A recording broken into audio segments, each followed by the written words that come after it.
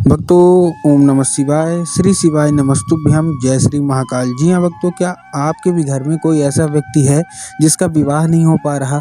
आप लोग बहुत ज़्यादा परेशान हैं कि उसका आखिर उस व्यक्ति का जो विवाह है वो हो क्यों नहीं रहा। आप जब भी कोशिश करते हैं कि उस व्यक्ति का विवाह हो जाए तो उसका विवाह नहीं हो पा रहा। आपको समझ में नहीं आ रहा कि आखिर इस व्यक्ति का जो विवाह है वो हो क्यों नहीं रहा। हर एक चीज़ सही चल रहा होता है, हर एक चीज़ ठीक चल रहा होता है, लेकिन अंत में आके कुछ ना कुछ ऐसा हो जाता है जिसके कारण उस व्यक्ति का जो विवाह है ना वो नहीं हो पाता। तो आपको टेंशन लेने की ज़रूरत नहीं है।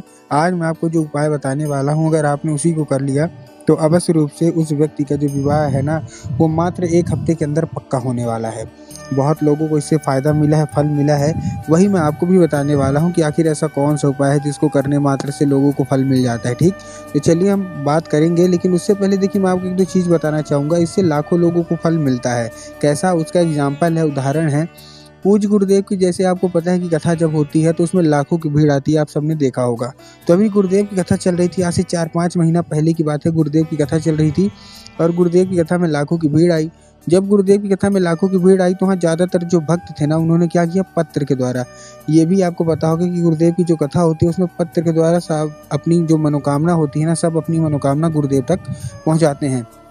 तो गुरुदेव की कथा में जब भीड़ आई तो वहाँ क्या हुआ कि उन्होंने पत्र लिखा गुरुदेव को। जब गुरुदेव को पत्र लिखा, गुरुदेव के पास पत्र पहुँचा, तो वहाँ जब उन्होंने देखा गुरुदेव ने, तो ज़्यादातर लोगों की केवल और केवल एक ही मनोकामना थी। जितने भी माता पिता थे उनकी एक ही मनोकामना थी कि गुरुदेव, हमारे घर का एक लड़का है या किसी का लड़की था कि गुरुदेव इनका विवाह नहीं हो पा रहा। इनकी जो उम्र है वो गुजरती जा रही है। कोई 30 साल का हो गया, कोई 35 साल का हो गया, यहाँ तक कि 40-40, 45-45 साल के भी लोग हो गए हैं, लेकिन अभी भी उनका जो है विवाह पक्का नहीं हो पा रहा। हर एक चीज़ सही चल रही होती है, हर एक चीज़ ठीक चल रही होती है, लेकिन अंत में आके कुछ ना कुछ ऐसा हो जाता है जिसके कारण उनका जो विवाह है ना वो अंत में आके रुक जाता है। हम लोग बहुत ज़्यादा परेशान हैं।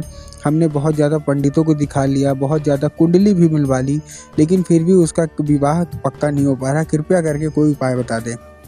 जब गुरुदेव ने ये देखा तब गुरुदेव ने कहा कि टेंशन लेने की और चिंता करने की कोई बात नहीं है।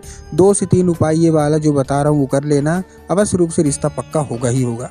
जब गुरुदेव ने वो उपाय बताया तो लोगों ने जा जाके इसको करना शुरू कर दिया। अब जैसे ही लोगों ने जा के शुरू किया, वही लोग जिन्होंने उपाय किया वही लोग गुरुदेव की कथा में 1 से 1.5 महीने के बाद वापस आ गए। अब आप विश्वास नहीं करोगे, जब वो वापस आए ना, हैरान हो जाओगे। जब वो वापस आए तो उन्होंने क्या किया, फिर से गुरुदेव को पत्र लिखा। लेकिन ये वाला जो पत्र था ये गुरुदेव को धन्यवाद के रूप में पत्र था कि गुरुदेव धन्य हो आपका, आपके द्वारा बताया गया उपाय हमने कर लिया है। हमारी सारी की सारी जो इच्छा थी, सारी की सारी जो मनोकामना थी ना वो पूरी हो गई है। मतलब हमारे घर में जिसका विवाह नहीं हो पा रहा था ना, अड़चने आ रही थी, वो अड़चने दूर हो गई, उनका रिश्ता पक्का हो गया। आपका कोटि कोटि धन्यवाद। तो देखिए, जो लोग भी मेरी आवाज़ सुन रहे हैं, अगर आपको भी जानना है कि आखिर ऐसा कौन सा उपाय है जिसके करने मात्र से लोगों का जो विवाह अटका हुआ होता है कई सालों से, कई महीनों से, वो मात्र 1 हफ्ते के अंदर पक्का हो जाता है या 1 महीने के अंदर पक्का हो जाता है। तो चलिए हम बात करते हैं आज की इस वीडियो के माध्यम से कि आपको करना क्या है। पूरा का पूरा उपाय ध्यान से सुनिएगा, अच्छे से करिएगा। लेकिन उससे पहले चैनल पे अगर पहली बार आए हैं और अब आज मेरी पहली बार सुन रहे हैं तो वीडियो को कर दें लाइक और चैनल को भी कर लें सब्सक्राइब, ताकि पूज्य पंडित प्रदीप जी मिश्रा के रोज़ नए नए उपाय जो कि मैं उनकी कथा से सुनता हूँ, श्रवण करता हूँ, सबसे पहले मैं आपको प्राप्त करा सकूँ। ठीक, तो देखिए, जो हमारा पहला उपाय है वो 3 काली मिर्च और 1 धतूरे का उपाय है। इस उपाय में आपको करना क्या है, देखिए क्या क्या करना है, फिर से बता रहा हूँ। 3 काली मिर्च लेना है और 1 धतूरा। अब देखिए, काली मिर्च और काली तिल में बहुत सारे लोग कंफ्यूज हो जाते हैं, परेशान हो जाते हैं कि हमको काली तिल लेना था कि काली मिर्च, इसलिए मैं फिर से बता रहा हूँ, दोहरा रहा हूँ, काली मिर्च। ठीक, साथ में आपको 1 धतूरा ले लिया। लेने के बाद आपको करना क्या है, जिसका विवाह नहीं हो पा रहा उसके हाथ में दे दीजिए और उसको भेज दीजिए सीधा सीधा शिव मंदिर। ठीक, शिव मंदिर भेज दिया। शिव मंदिर भेजने के बाद उसको क्या बोलना है कि दक्षिण दिशा में खड़ा हो जाए और उत्तर की ओर चेहरा कर ले। ऐसे नहीं कि गए बस चढ़ा दिए, एक दिशा होती है, दिशा मैं वही बता रहा हूँ। दक्षिण दिशा में खड़े होना है और उत्तर की ओर चेहरा। अब इसमें भी बहुत सारे लोगों के मन में चिंता होती है कि ये दक्षिण और उत्तर क्या है, कहीं हम गलती तो नहीं कर देंगे, हमको थोड़ा साफ साफ बताओ। इसलिए गुरुदेव ने फिर साफ साफ बताया कि आप जिस भी शिव मंदिर जा रहे हैं ना, उस शिव मंदिर की जिधर साइड जलाधारी होगी, क्या होगी, जिधर साइड जलाधारी होगी, आपको अपना चेहरा उधर साइड करके खड़े हो जाना है। ठीक, खड़े हो गए। खड़े होने के बाद आपको एक नाम लेके, महादेव का वैसे तो अनेकों नाम है, लेकिन उनका एक नाम है श्रम्भेश्वर महादेव। कौन से महादेव? श्रम्भेश्वर महादेव। तो बस आपको करना क्या है, आपको श्रम्भेश्वर महादेव का नाम लेके उन्हीं का स्मरण करके आपको चुपचाप क्या कर देना है, आपको अर्पित कर देना है बस। पूज्य गुरुदेव कहते हैं कि अगर आपने श्रम्भेश्वर महादेव का ये उपाय किया ना, तो अवश्य रूप से मनोकामना पूरी होनी ही होनी है। ये था हमारा पहला उपाय। अब हम चलते हैं अपने दूसरे उपाय की ओर। अब देखिए दूसरा उपाय भी बहुत ही सरल सा है। इस उपाय में आपको 11 लाल फूल लेने हैं। कितने? 11 लाल फूल आपने ले लिए। 11 लाल फूल अब देखिए कौन से होने चाहिए। सबसे पहले तो एक किस्म के होने चाहिए। अगर आप गुलाब के ले रहे हैं तो केवल गुलाब के लीजिए। अगर आप गुड़हल के ले रहे हैं तो केवल गुड़हल के लीजिए। ये नहीं कि 2 फूल गुलाब के ले लिए, 3 फूल गुड़हल के ले लिए, ऐसा आपको बिल्कुल भी नहीं करना। ठीक, ऐसे में महादेव क्रोधित हो जाते हैं। आपको एक किस्म का लेना है। दूसरी बात, वो फूल कहीं से भी खराब या खंडित या कहीं से भी बेकार नहीं होने चाहिए। बहुत सारे लोग उसमें यही गलती करते हैं को खंडित फूल ले लेते हैं, तो आपको उनसे बचना है। ठीक, ले लिया आपने फूल, ठीक है, लेके पहुंच जाइए कहाँ, सीधा सीधा शिव मंदिर। अब आपके दिमाग में एक चीज़ आई होगी कि हम शिव मंदिर जाएंगे और जाके हम बाबा भोलेनाथ के ऊपर अर्पित कर देंगे, जो कि पूर्णतः गलत है। आपको बाबा भोलेनाथ के ऊपर अर्पित करना ही नहीं है। आपको कहाँ अर्पित करना है? आपको माता शोक सुंदरी के ऊपर अर्पित करना है। अब देखिए जिसको पता है कि माता शोक सुंदरी की जगह कहाँ होती है उनका तो ठीक, लेकिन बहुत सारे ऐसे लोग हैं जिनको यही नहीं पता कि माता शोक सुंदरी की जगह होती कहाँ है। इसलिए गुरुदेव ने साफ साफ बताया कि जो जलाधारी है, जलाधारी के दाएं मतलब राइट साइड में माता शोक सुंदरी की जगह होती है।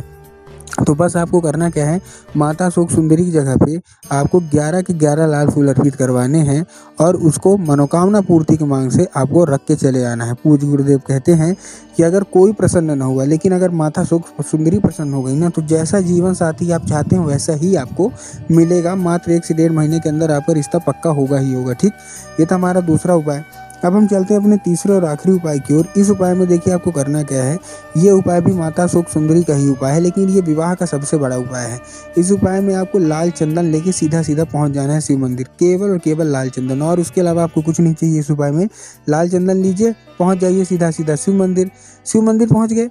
अब आपको अपने दाहिने मतलब राइट हैंड की कोई एक उंगली से आपको माता शोक सुंदरी की जगह पे 3 बार बिंदी के रूप में टीका लगाना है। कितनी बार? 3 बार बिंदी के रूप में आपको टीका लगा देना है। अब 3 बार आपने बिंदी के रूप में टीका लगाया, टीका लगाते लगाते जो भी मनोकामना है ना, आप मांग लीजिए। अब एक चीज़ का ध्यान रखना है, बहुत सारे लोग यहाँ क्या करते हैं ना, टीका लगाने के बाद हाथ धुल लेते हैं। हाथ आपको नहीं धुलना, अभी उपाय बचा है, पूरा उपाय ध्यान से सुनिए। आपको क्या करना है, 3 बार बिंदी के रूप में टीका लगाया, मनोकामना मांगी है। ठीक, उसके बाद आप 5 मिनट तक आप खड़े रहिए वहीं पास। उसके बाद जहाँ आपने माता शोक सुंदरी की जगह पे 3 बार बिंदी के रूप में टीका लगाया है ना, वही उंगली आपको फिर से छूना है। मतलब वही उंगली आपको माता शोक सुंदरी की जगह पे फिर से टच करना है और माता से उसको औषधि के रूप में मांग के चुपचाप घर आ जाना है। हाथ अभी मत धुलिएगा। ठीक, वो उंगली लेके आ जाइए घर में जहाँ आप लोग सोते हैं। तो जिस साइड सोते हैं, जिधर साइड आपका सर रहता है, उस साइड की जो दीवार होगी ना, उसी दीवार पे वो उंगली आपको मतलब जो चंदन है वो बिंदी आपको लगा देना है 3 बार। पूज्य गुरुदेव कहते हैं कि उस चंदन के जरिए स्वयं माता शोक सुंदरी आपके घर में प्रवेश करती हैं और आपका जो विवाह रुका हुआ होता है ना, वो अवश्य रूप से मात्र 1 से 1.5 महीने के अंदर पूरा होता ही होता है। तो उम्मीद करता हूँ आज का उपाय समझ में आ गया होगा।